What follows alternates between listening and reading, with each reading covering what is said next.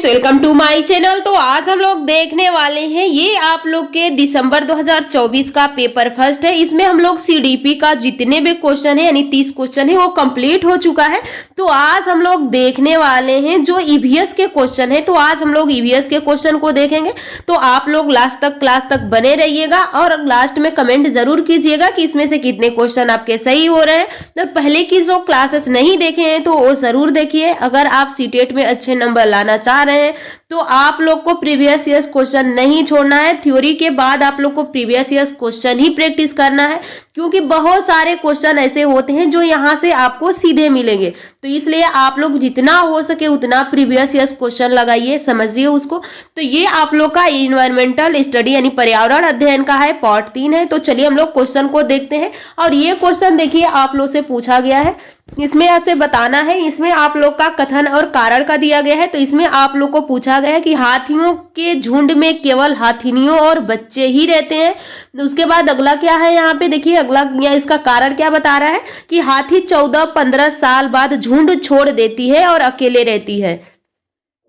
तो जब आप इसकी थ्योरी पढ़े होंगे तो आपको पता होगा कि ये जिसमें हाथियों के झुंड में केवल हाथिनी और बच्चे ही होते हैं, और उसके बाद ये 14 से 15 साल में जो बच्चे होते हैं वो इस झुंड को छोड़ देते हैं और वो खुद अकेला रहने लगते हैं। तो ये आप लोग का ये भी सही है और इसका सही व्याख्या। तो यहाँ पे आपको कथन है, ये आप क्वेश्चन ढूंढ लिए हैं पर बहुत ध्यान से आपको यहाँ पे आंसर ढूंढना होगा, क्योंकि आपके सामने 4 प्रकार के ये टाइप दिए गए हैं। तो आप लोग का दोनों सही है और इसमें से देखना है क्या व्याख्या भी कर रहा है। तो हाँ, व्याख्या भी कर रहा है। अगर आपको व्याख्या का पता लगाना हो तो आपको पहले पढ़ना होगा हाथियों के झुंड में केवल हाथिनियां और बच्चे ही रहते हैं, क्योंकि हाथी 14-15 साल बाद झुंड छोड़ देती है और अकेले ही रहती है। तो सही ऑप्शन आपका क्या हो जाएगा, तीसरा हो जाएगा। अगला क्वेश्चन देखिए, अगला क्वेश्चन क्या पूछा गया है। अगला क्वेश्चन आप लोग का यहाँ पे है एनसीईआरटी की पर्यावरण अध्ययन की पाठ्य पुस्तक के अध्याय 4 खाए आम 12 महीने में आम पापड़ बनाने की कहानी है, ताकि ना सिर्फ प्रक्रिया और तकनीकी को बच्चे समझे बल्कि पकाने और संरक्षण के कौशल को भी सराह सके। राष्ट्रीय पाठचर्या की रूपरेखा 2005 के अनुसार इस पाठ के माध्यम से ईवीएस पढ़ाने का कौन सा सामान्य उद्देश्य प्राप्त किया जा रहा है। तो यहाँ पे अब ऑप्शन आपको पढ़ना होगा, किसी वस्तु को बनाने में कितनी श्रम की जरूरत होती है उसकी व्याख्या करना है। व्याख्या थोड़ी ना यहाँ पे करना है। प्राकृतिक परिवेश में किस प्रकार से भिन्न वस्तुएं बनाई जा सकती है उसकी चर्चा करनी है। यहाँ पे अमूर्त के स्थान पर अपने अनुभव के पहलुओं से जोड़े। जब ये बात आप बच्चों को बताएंगे तो बच्चों को उनका खुद का अनुभव वो घर पे देखे होंगे, समझे होंगे, तो पहलुओं को जोड़े अवलोकन एवं उदाहरण की सहायता से समझ को विकसित करना। आम पापड़ किस प्रकार से बनाया जाता है इसकी समझ विकसित, ऐसा नहीं है। तो यहाँ पे आपका तीसरा हो जाएगा। अगला क्वेश्चन देखिए, अगला क्वेश्चन क्या है यहाँ पे। अगला क्वेश्चन है कि मोहन कक्षा 5 का एक पर्यावरण अध्ययन का शिक्षक है। यानी यहाँ पे मोहन क्या है, Mohan is a class 5 teacher of environmental studies. He written the following activity on the black board in his class. यानी ये क्या कर रहे हैं, ब्लैक बोर्ड यहाँ पे हुए अपनी कक्षा में निम्नलिखित गतिविधियों को श्यामपट पर लिखता है। फिर वो अपने माता पिता और दादा दादी के समय पानी की उपलब्धि के बारे में पता करें और उसकी वर्तमान स्थिति में तुलना करें। उपरोक्त गतिविधियों के लिए निम्नलिखित में से कौन सा सबसे उपयुक्त रणनीति होगी। तो यहाँ पे साक्षात्कार है, चर्चा करना है, परियोजना है, भूमिका निर्वाह करना है। तो यहाँ पे आपका सही हो जाएगा परियोजना, यानी यहाँ पे ऑप्शन 2 सही हो जाता है। अगला क्वेश्चन देखिए, अगला क्वेश्चन क्या है यहाँ पे। अगला क्वेश्चन आपसे पूछा गया है कि अर्चना कक्षा 4 की एक पर्यावरण अध्ययन की शिक्षिका है। वह अपनी कक्षा में बच्चों के 2 समूह बनाती है। विद्यालय में यूनिफॉर्म होना चाहिए या नहीं, इस विषय पर वाद विवाद गतिविधि कराती है। अर्चना ने अपनी कक्षा में वाद विवाद क्यों कराया, निम्नलिखित में से कौन सा सबसे उपयुक्त कारण नहीं हो सकता है। ध्यान दीजिएगा, यहाँ पे निगेटिव पूछा है। तो यहाँ पे वाद विवाद में बच्चों को किसी बात के विभिन्न पहलुओं के बारे में सोचने और समझने का मौका मिलता है, बिल्कुल सही है। कक्षा में बच्चों को अपनी राय रखने को प्रोत्साहन मिलता है, ये भी सही है। कक्षा में बच्चों को अपने अनुभव साझा करने का अवसर प्राप्त होता है। उसके बाद यहाँ पे वाद विवाद में बच्चे अपने साथियों के ज्ञान आकलन कर लेते हैं, यानी ज्ञान का आकलन कर लेते हैं। तो इसमें से आपको बताना है कि कौन सा सही हो जाएगा। फिर यहाँ पे आप वाद विवाद में बच्चों अपने साथियों के ज्ञान का आकलन करते हैं, ये भी सही है। लेकिन हमारे सामने चारों ऑप्शन सही है, लेकिन हमारे सामने जो ये ऑप्शन दिया गया है इसमें चारों नहीं है। अब इस स्थिति में क्या होगा, तो हमारे चारों ऑप्शन सही है, तो आप इसमें से कोई लगा सकते हैं, क्योंकि इसका जो आयोग ने आंसर दिया है इसमें से वो चारों दिया है, और इसमें से आप अगर चारों में से कोई भी एक ट्रिक करते हैं तो आपका सही होगा। आगे देखिए, अगला है बच्चे विभिन्न कुशल कार्य जैसे खेती और दैनिक जीवन में उनकी विरासत बुजुर्गों से का वर्णन करते हैं। उपरोक्त कथन में सीखने की के सूचक, सीखने का उद्देश्य, दक्षता कथन, सीखने का प्रतिफल। तो यहाँ पे आपका सही आंसर हो जाता है यहाँ पे आपका कि ये है आप लोग का सीखने के प्रतिफल। अगला क्वेश्चन देखिए, बंगाल की खाड़ी पर समुद्री तट वाला राज्य केंद्र शासित प्रदेश निम्नलिखित में से कौन है। तो बंगाल का खाड़ी इस तरह से हमारा भारत है, इधर आप लोग का अरब सागर है और इधर आप लोग का बंगाल है। अब बताया है कि इस तरह पे कौन सा है जो केंद्र शासित प्रदेश है। तो यहाँ पे कर्नाटक है, केरल है, आंध्र प्रदेश है, तेलंगाना है। तो यहाँ पे देखिए आपसे पूछा गया है कि बताइए राज्य हो या केंद्र शासित प्रदेश हो। तो इन चारों में से केंद्र शासित प्रदेश कोई नहीं है, लेकिन ये जो आप लोग का इधर बंगाल का खाड़ी है, यानी बंगाल के खाड़ी तरफ इधर क्या दिखता है, आंध्र प्रदेश। केरल आपका यहाँ है, कर्नाटक इधर है, तेलंगाना भी इधर है, लेकिन जो आंध्र प्रदेश है यहाँ पे है। तो हमारा आंसर सही हो जाएगा ऑप्शन 4। अगला क्वेश्चन देखिए, अगला क्वेश्चन क्या पूछा गया है। यहाँ पे देखिए, एनसीईआरटी के पर्यावरण अध्ययन के 5वीं कक्षा की पाठचर्या में पाठ 13 गौरव जानी के अद्भुत यात्रा का वर्णन है। तो ये आप लोग का करती है। यह पाठ निम्नलिखित में से कौन सी थीम का हिस्सा है। तो आप लोग पढ़े होंगे जब आप लोग को ईवीएस में थ्योरी बताई जाती है तो वहां पे थीम बताई जाती है। तो ये बताइए कि अद्भुत यात्रा ये कौन सी थीम है। आपसी संबंध है, परिवार और मित्र है, आवास है, काम और खेल है। तो इसमें कौन सा सही हो जाएगा। तो यहाँ पे आपका सही हो जाएगा ये एक अद्भुत यानी यात्रा। ये क्या है, आप आवास है, तो सही ऑप्शन हो जाएगा आपका 4। अगला क्वेश्चन देखिए, अगला क्वेश्चन क्या है। अगला क्वेश्चन यहाँ पे पूछा गया है आप लोगों से। अगला क्वेश्चन देखिए, अगला क्वेश्चन आपके सामने है कि पर्यावरण अध्ययन के एक रचनावादी कक्षा में निम्नलिखित में से कौन सी क्रिया नहीं होती है दिखाई देती है। तो बच्चे सिर्फ जाने पहचाने सवाल हल कर रहे हैं, बच्चे अवधारणाओं के बीच नई नई कड़ियों को जोड़ने में अपना अनुभव उपयोग कर रहे हैं। देखिए यहाँ पे निगेटिव पूछा है, ध्यान दीजिएगा जब क्वेश्चन आप पढ़े तो उसमें ध्यान दें क्या कहीं निगेटिव तो नहीं पूछा है। कभी कभी बहुत सारे क्वेश्चन इसी तरह से गलत हो जाते हैं कि पूछा रहता है निगेटिव, अब निगेटिव को ध्यान नहीं देते और पॉजिटिव वाला आंसर दे देते हैं। बच्चों में अवधारणाओं के नई नई कड़ियां जोड़ने में अपना अनुभव उपयोग कर रहे हैं, बच्चे ठोस वस्तु पर क्रिया करके सीख रहे हैं, बच्चों के अनुभव में सम्मान दिया जा रहा है, जो बच्चों का अनुभव है उसका सम्मान दिया जा रहा है। तो बच्चे सिर्फ जाने पहचाने सवाल हल करें, यही गलत है और हमारा आंसर भी यही हो जाएगा। अगला क्वेश्चन देखिए, अगला क्वेश्चन क्या है आपका। यहाँ पे देखिए, सिद्धू एक कक्षा 4 की शिक्षिका है। सिद्धि यानी एक कक्षा 4 की शिक्षिका है। वो अपने कक्षा के बच्चों को एनसीईआरटी के पर्यावरण अध्ययन की पाठ्य पुस्तक का पाठ 10 हूँ तू पढ़ाने के लिए सभी बच्चों को वह खेल के मैदान में ले जाकर कबड्डी खेल खिलाती है। खेल खेलने से पहले वह सभी बच्चों को इस खेल के नियम भी बताती है। शिक्षिका इस खेल को खेलने से पहले बच्चों के नियम क्यों बताती है। निम्नलिखित में से कौन सा सबसे उपयुक्त कारण हो सकता है। एक शिक्षक है, कोई पार्ट ऐसा है जिससे खेल में सिखाया जा सकता है। अब वो शिक्षक खेल के लिए कबड्डी खेलने के लिए फील्ड में लेके जाता है, लेकिन वो खेलने से पहले वो बच्चों को कुछ नियम रूल कानून सिखाता है। तो पूछा है कि क्यों सिखाता है। तो वह बच्चों को ध्यान इस ओर खींचना चाहती है कि खेल की तरह ही जीवन में भी हम नियम बनाते हैं ताकि सभी कार्य सही ढंग से किए जाए। हम सभी समाज में इस प्रकार के नियम से बंधे कि जिसके द्वारा हम आपस में मतभेद और झगड़े सुलझा सकते हैं। तो नियम बनाने से सभी बच्चों का ध्यान खेल की अपेक्षा नियम पर बहुत अधिक रहता है।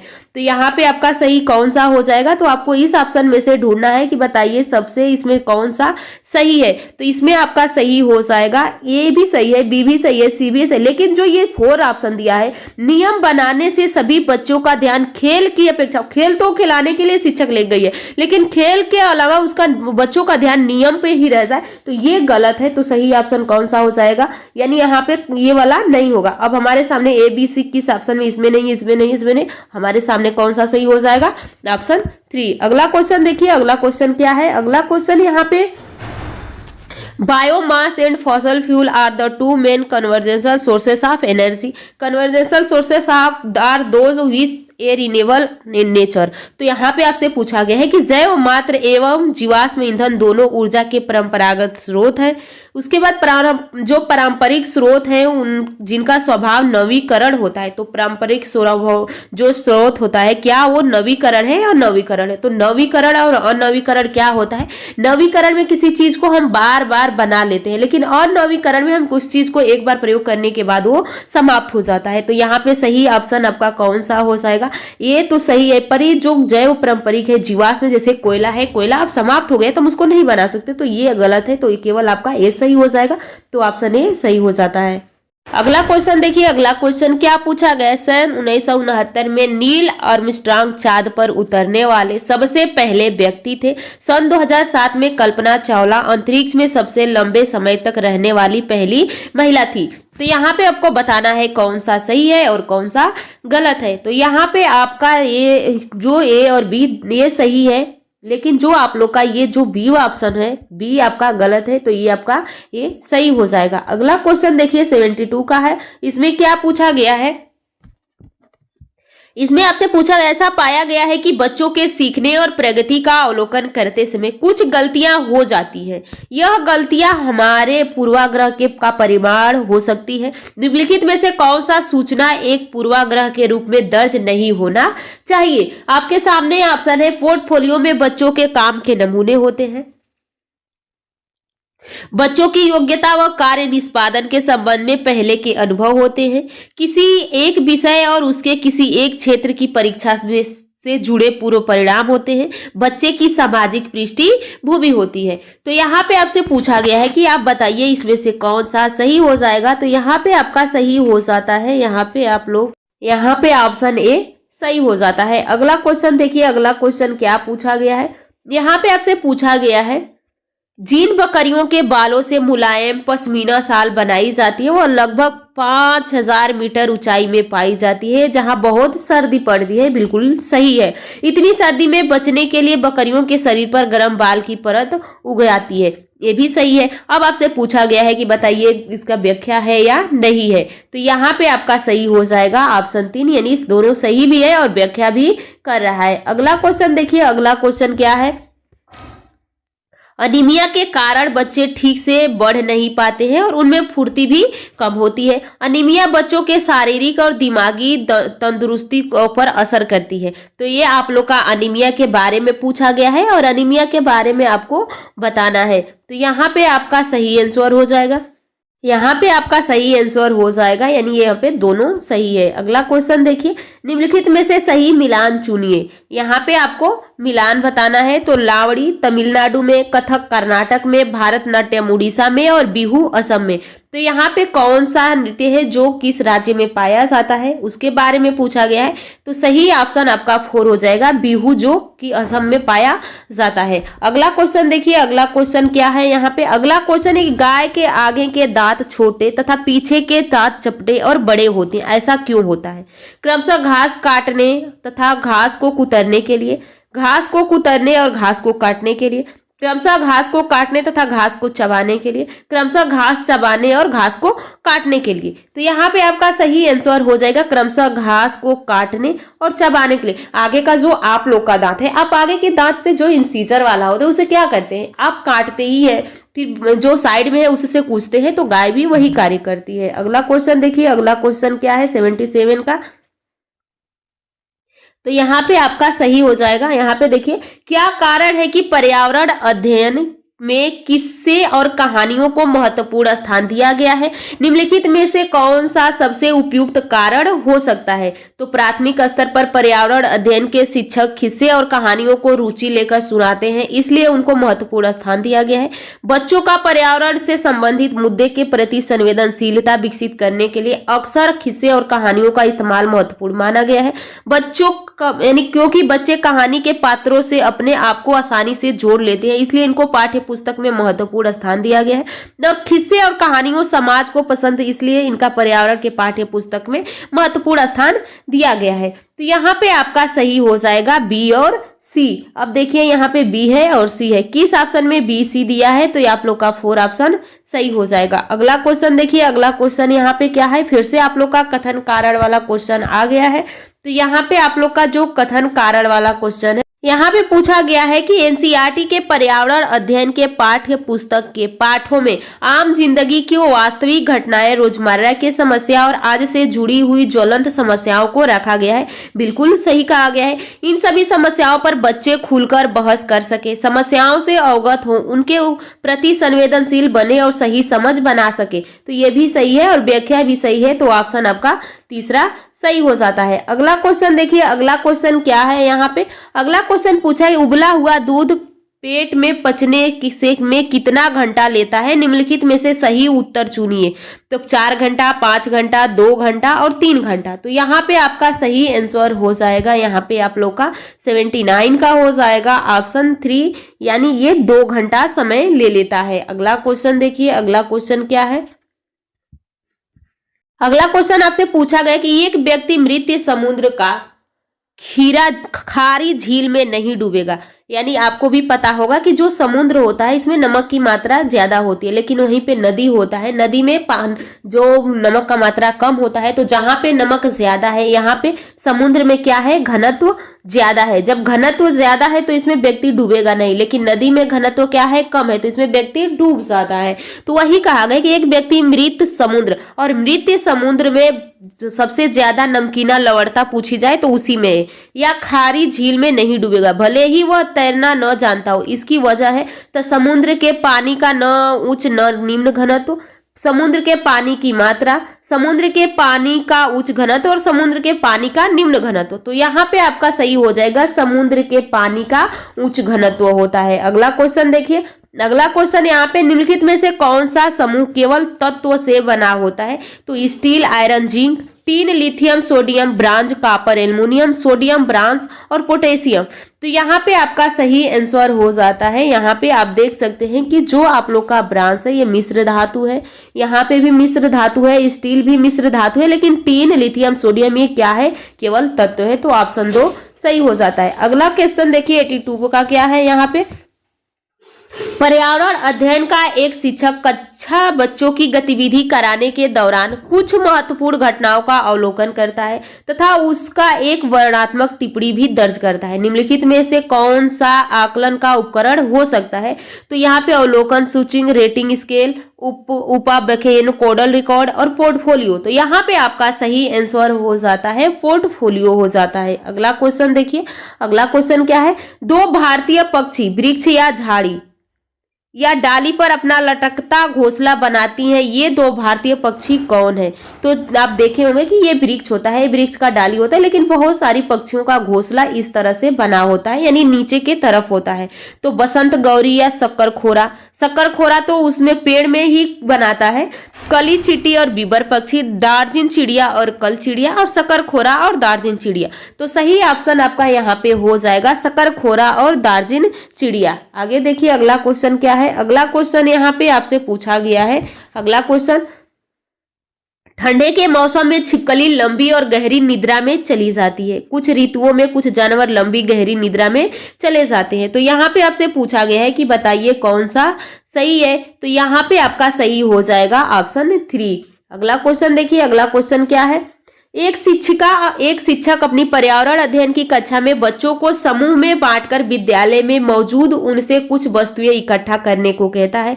इसके बाद वह बच्चों के साथ बैठकर, यहाँ पे बैठकर उन बच्चों को विभिन्न समूहों में बांटने के लिए कहता है। बच्चे वस्तुओं को उसके गुण के आधार पर विभिन्न समूह में बांट देते हैं।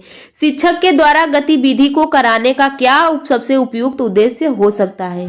यहाँ पे ऑप्शन आप देखिए, पहला है गतिविधि बच्चों में सीखने के अन्य पक्षों की तुलना में संज्ञानात्मक पक्षों को काफी हद तक मजबूत करती है। गतिविधि बच्चों के सभी अवधारणाओं को समझ विकसित करती है। प्राथमिक स्तर पर बच्चे एक दूसरे के साथ अंतःक्रिया करते हुए बेहतर तरीके से सीखते हैं।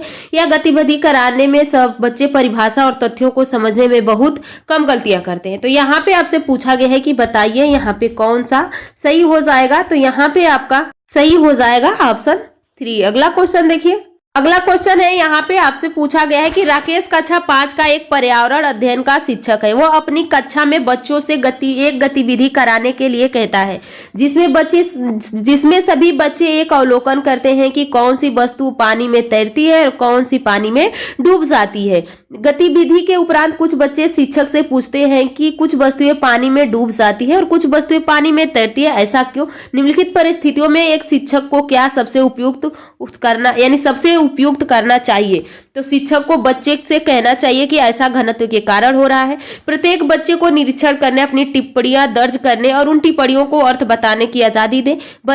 जो प्रत्येक बच्चे की परिकल्पना करना, परीक्षण करना और गतिविधि आधारित सामान्यीकरण करने का अवसर प्रदान करे। शिक्षक को यह कहना चाहिए कि इसका मुख्य कारण अपनी बड़ी अक्षरों में समझेंगे, यानी जो कहा गया कि आप अपनी बड़ी अक्षरों में समझेंगे। तो यहाँ पे आपको बताना है कि कौन सा सही हो जाएगा। तो यहाँ पे जो आप लोग का सही होगा, यहाँ पे आप लोग का बी और सी हो जाएगा। ये सीधा थोड़ी आप बता देंगे कि घनत्व के कारण, बच्चों को समझाना होगा कि हाँ ये घनत्व होता क्या है, इसके कारण क्यों डूब रहा है। या फिर आप ये थोड़ी कहेंगे कि इसको हम नहीं समझेंगे, बड़ी कक्षा में समझेंगे। तो ये भी आप लोग का गलत है। तो बड़ी कक्षाओं में समझने के लिए नहीं कहेंगे। तो आपके सामने बी और सी सही हो जाता है। तो सही ऑप्शन आपका 4 हो जाएगा। अगला क्वेश्चन देखिए, अगला क्वेश्चन है, यहाँ पे आपसे पूछा गया है, देख सकते हैं यहाँ पे देखिए, यहाँ पे पर्यावरण अध्ययन की क्वेश्चन है। इसमें देखिए, आज अब भारत में 10 AM समय है। आज ही लगभग मध्याह्न होगा, यानी कहाँ मध्याह्न का मतलब कहाँ पे 12 बज रहा होगा। तो जापान में, सिंगापुर में, लंदन में, कराची में। तो सही ऑप्शन यहाँ पे कौन हो जाएगा? यहाँ पे आपका सिंगापुर हो जाएगा। तो अगला क्वेश्चन देखिए, अगला क्वेश्चन आपसे क्या पूछा गया है। अगला क्वेश्चन यहाँ पे आप देख सकते हैं, यहाँ पे पूछा गया है कि पर्यावरण अध्ययन के बाल केंद्रित कक्षा में निम्नलिखित में से कौन सी क्रिया सबसे कम होती दिखाई देगी। तो बच्चे कक्षा में चर्चा करते हुए अपने अनुभव बांटते हुए भी दिखाई देंगे। बच्चे कक्षा में शिक्षक को सुनते हुए दिखाई देंगे। बच्चे तरह तरह की गतिविधियों में क्रियाशील होकर कार्य करते हुए दिखाई देंगे। या बच्चे को गतिविधि के अनुसार बैठने की व्यवस्था में परिवर्तन होता दिखाई देगा। तो यहाँ पे आपसे पूछा गया है कि इसमें से बताइए आपका सही कौन हो जाएगा। तो यहाँ पे आप लोग का सही हो जाएगा ऑप्शन 2। अगला क्वेश्चन देखिए, अगला क्वेश्चन क्या पूछा गया है। अगला क्वेश्चन है, यहाँ पे आप लोग का दूरी और समय से पूछा गया है। तो एक व्यक्ति ने 30 जनवरी 2023 को नई दिल्ली स्टेशन बंगलौर के लिए ट्रेन पकड़ी। ट्रेन नई दिल्ली में 17 घंटे पर चली और 17 घंटे पर 31 जनवरी 2023 को बंगलौर पहुंची। यदि नई दिल्ली और बंगलौर की बीच की दूरी लगभग 1776 किलोमीटर है तो ट्रेन की पूरी यात्रा का औसत गति क्या होगा। तो औसत गति आप कैसे निकालेंगे? टोटल दूरी बटा टोटल समय। तो आप अब निकालेंगे यहाँ पे कि जो बंगलौर और यहाँ पे पूछा गया है दिल्ली के बीच की दूरी कितनी है। यहाँ पे फार्मूला आप लोग का कौन लगता है? यहाँ पे पूछा क्या है? गति पूछा है। तो औसत गति आप लोग का हो जाता है टोटल, यानी टोटल दूरी बटा टोटल समय। तो यहाँ पे आप लोग का टोटल समय कितना दिया है, यानी किलोमीटर 776 किलोमीटर आपका समय दिया है। और यहाँ पे जो आप लोग देख रहे हैं समय कितना हो चुका है, यहाँ 30 जनवरी 2023 को यहाँ पे नई दिल्ली स्टेशन में बंगलौर के लिए ट्रेन पकड़ी और ट्रेन ने नई दिल्ली में 17 घंटे पर चली और 17 घंटे पर 31 जनवरी 2023 को बंगलौर। तो यहाँ पे 17 हो जाएगा। अब इसको आप काटेंगे तो आपके सामने आंसर आ जाएगा। तो यहाँ पे आपका सही आंसर हो जाता है ऑप्शन 3, 74 किलोमीटर प्रति घंटा। यानी यहाँ पे आप सीधा सॉल्व कर लेंगे। यहाँ पे आपको दूरी दे दिया है, समय भी बता दिया गया है, तो ये आप लोग आंसर को सॉल्व कर लेंगे। अगला क्वेश्चन देखिए, अगला क्वेश्चन देखिए और आज का लास्ट क्वेश्चन देखिए। निम्नलिखित में से अभी कथन और कारण को आगे रखा गया है। कथन को ध्यान में पढ़े और निम्नलिखित में से सही विकल्प का चयन करें। पर्यावरण अध्ययन की पाठचर्या थीम पर आधारित है और प्रत्येक थीम अंतः संबंधित है। पर्यावरण अध्ययन की पाठचर्या को थीम आधारित रखने का सबसे मुख्य कारण है कि इससे हर थीम की गहराई समझ बनती है और थीम की शुरुआत सवालों से होती है। तो यहाँ पे आपको बताना है कौन सा सही है, तो यहाँ पे आपका तीसरा सही हो जाएगा। तो ये आप लोग का सीडीपी के जो आप लोग का ईवीएस का क्वेश्चन था कंप्लीट हो चुका है। तो अब नेक्स्ट क्लास में अगले पेपर पे बात करेंगे। अगर हो सके तो हम लोग हिंदी वाला देख लेंगे, उसके बाद फिर जो अगला पेपर है जो जनवरी वाला, आप लोग को पता है 2024 में जनवरी और फिर जुलाई में भी हुआ था। तो इन पेपर को देखने वाले हैं, तो आप लोग चैनल को सब्सक्राइब कर लीजिए, वीडियो को लाइक कीजिए, कमेंट करके जरूर बताइए कि आप लोग को क्लास कैसा लगा और इसमें से कितने क्वेश्चन आपके सही हुए हैं। और ये प्रीवियस ईयर्स क्वेश्चन कई बार रिपीट होता है, तो आप लोग इन सारे क्वेश्चन को याद करते हुए चलिए, उसको देखते चलिए, हो सके तो आप नोट कर